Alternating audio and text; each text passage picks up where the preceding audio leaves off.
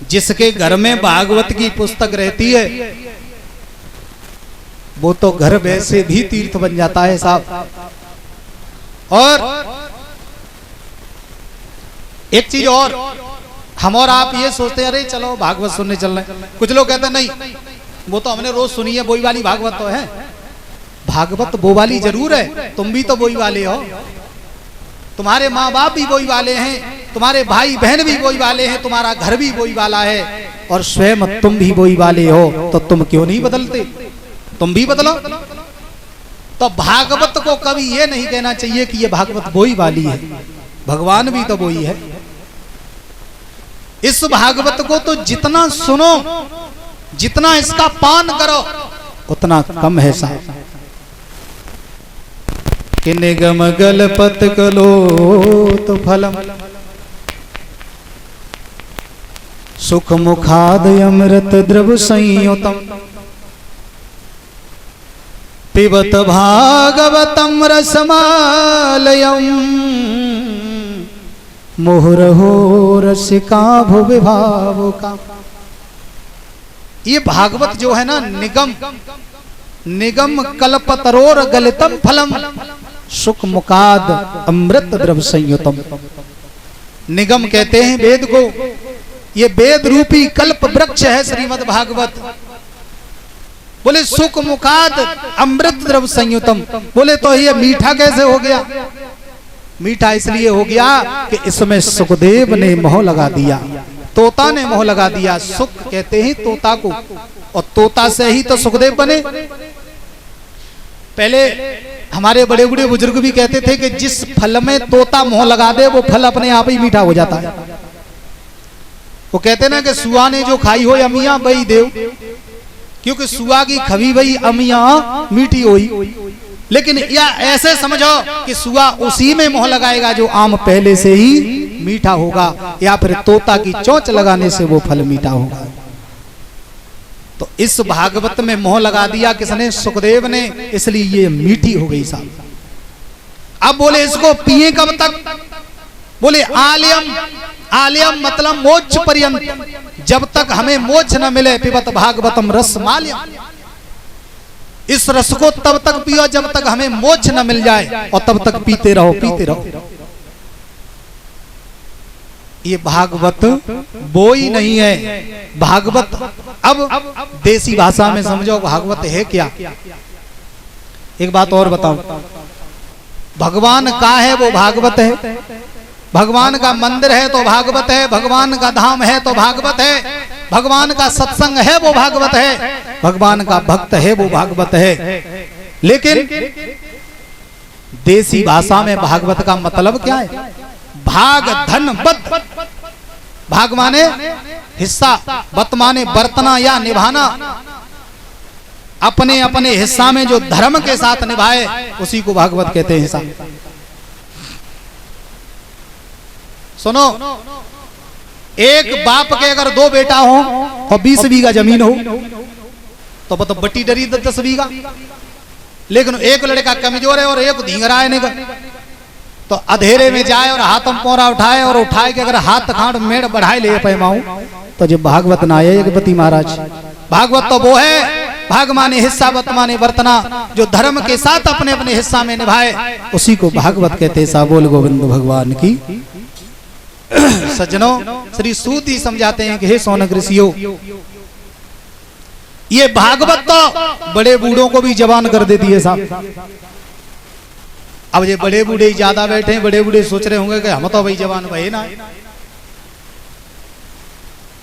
लेकिन ये भागवत कह रही है, मैं नहीं कह रहा हूं, ये भागवत कह रही है। भक्ति देवी के दोनों पुत्र थे, कौन? ज्ञान और वैराग्य। इन ज्ञान और वैराग्य के ऊपर बुढ़ापा है और मैया के ऊपर जवानी। उल्टा हो गया, माँ के ऊपर बुढ़ापा होना चाहिए, बच्चों के ऊपर जवानी होनी चाहिए। लेकिन बच्चों के ऊपर बुढ़ापा है और माँ के ऊपर जवानी है साहब। मगर इस भागवत के श्रवण करने से उन दोनों को तृण अवस्था मिलती है। जवान समझते हो जवान का मतलब? ज्ञान और वैराग्य का मतलब, कलयुग में इस ज्ञान और वैराग्य का कोई भी साथी नहीं है। ज्ञान को कोई लेना नहीं चाहता और वैराग्य को कोई धारण करना नहीं चाहता। माफ करना बाबा जी, अगर हम संत भी बन जाएं, कपड़ा भी रख ले, तो अभी मन ही नहीं होता घर से निकलने का। ये क्या है कि हम वैराग्य लेना तो चाहते हैं लेकिन ले नहीं पाते हैं। क्यों? क्योंकि वैराग्य लेने की हमारे अंदर ताकत तो बहुत है, बहुत सोचते हैं, लेकिन वैराग्य लेने के लिए जैसी जहां से मन में प्रण बनाया कि चलो वृंदावन चलते हैं, अब गांव छोड़ देंगे, और जैसी गांव में से निकले तब तक अगर कोई रास्ता में मिलेगा कि बाबा जी कहाँ जा रहे हो, कि हमने तो सब घरवा छोड़ दो भैया, वृंदावन जा रहे हैं। पागल है गए हो? अब भाई नातन के बयान आए, भाई तुम वृंदावन जा रहे हो, वही मोह पैदा हो गया और लौटे आए। वैराग्य तो लेना चाहते हैं लेकिन ले नहीं सकते। बैर धन आज्ञा, यानी बैर को त्याग करके जो आगे चला जाता है उसी को वैराग्य कहते हैं साहब। ज्ञान को कलयुग में कोई लेना नहीं चाहता। हम तो देखते हैं भागवत कथा कहीं भी चल रही हो, थोड़ी सी ज्ञान की चर्चा अगर हो जाए तो कुछ लोग जी कहते हैं देखो कितना ज्ञान पहुंच रहे हैं बैठे बैठे।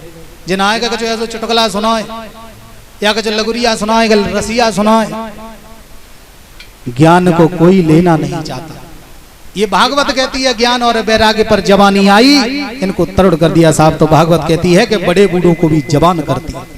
और जितो भूतनों को उद्धार करते हैं, ये कल सुनी होगी कथा। गोकर्ण का भाई था धुंधकारी, जो भूत बन गया था मरने के बाद। और भूत बना क्यों? इसकी संगति बिगड़ गई, वेश्याओं का संग करने लगा, शराब पीने लगा, जुआ खेलने लगा, माँ बाप का सम्मान नहीं करता है। जितना भी धन घर में था वो सब उसने शराब में और जुआ में उड़ा दिया। अब घर में कुछ रहा ही नहीं। 4 वेश्याओं को लेकर के रात में आया, मैया को तो मार पीट करके भगा दिया, धुंधली तो जाकर के मर गई। और इन वेश्याओं ने विचार किया आधी रात के समय कि जितो बैसे हुए को 2 बार राजा ने पकड़ लो है, दंड तो हो जाए, और अब की बार अगर पकड़ को तो जाए फांसी हो गई, जाके संग रहोगे तो तुम्हें फांसी लग जाई, ताजू ऐसा करो जाए मारो। वेश्याओं ने रात में ही उसे 4 पाई पे कस दिया रस्सी से और उसे काट करके मार दिया और जमीन में गाड़ दिया। और जमीन में गाड़ने के बाद ऊपर से लेप कर दिया। जो भी धन दौलत बची बिल वेश्याएं लेके भाग गई। जो भैया वेश्यावृत्ति करे हो बाकी बेदशा हो गई, जो धुंधकारी की भाई। गोकर्ण ने श्रीमद् भागवत कथा का इसको श्रवण कराया तो ये धुंधकारी जो प्रेत बन गया था। एक बात और बताऊं, जब गोकर्ण ने ये सुना कि मेरा भाई प्रेत बन गया है, मर गया है, तो गोकर्ण ने गया में जाकर के श्राद्ध किया यज्ञपति महाराज, लेकिन धुंधकारी का कल्याण नहीं हुआ। एक दिन गोकर्ण जब अनुपम नगर में आए तो रात में सो रहे थे, तो धुंधकारी तरह तरह के रूप बना करके उन्हें दिखा रहा है। तो गोकर्ण बोले भैया कौन हो, क्यों बिना मतलब में हमें डरा रहे हो? तो धुंधकारी बोला कि मैं आपका भाई हूं। गोकर्ण ने कहा कि तेरा अभी कल्याण नहीं हुआ, मैंने तो गया में श्राद्ध भी किया तेरे नाम से। धुंधकारी कहने लगा भैया मेरे नाम से चाहे तुम सैकड़ों श्राद्ध करो, सैकड़ों, ये भागवत में लगा महात्म्य में, मेरे नाम से तुम सैकड़ों श्राद्ध करो, गया में जाके करो, चाहे काशी में करो, चाहे कहूं करो, लेकिन मेरा कल्याण होने वाला नहीं है। धुंधकारी ने भी ये कह दिया कि चाहे कितने भी श्राद्ध करो मेरा कल्याण नहीं होगा। भगवान सूर्य ने बताया था गोकर्ण को कि तुम श्रीमद् भागवत सप्ताह ज्ञान श्रवण कराओ तो तुम्हारे भाई का उद्धार हो जाएगा। श्रीमद् भागवत के श्रवण करने से धुंधकारी प्रेत आत्मा जो था प्रेत योनि से छूट करके दिव्य रूप लेकर के भगवान के धाम में चला गया। बोलिए गोविंद भगवान की।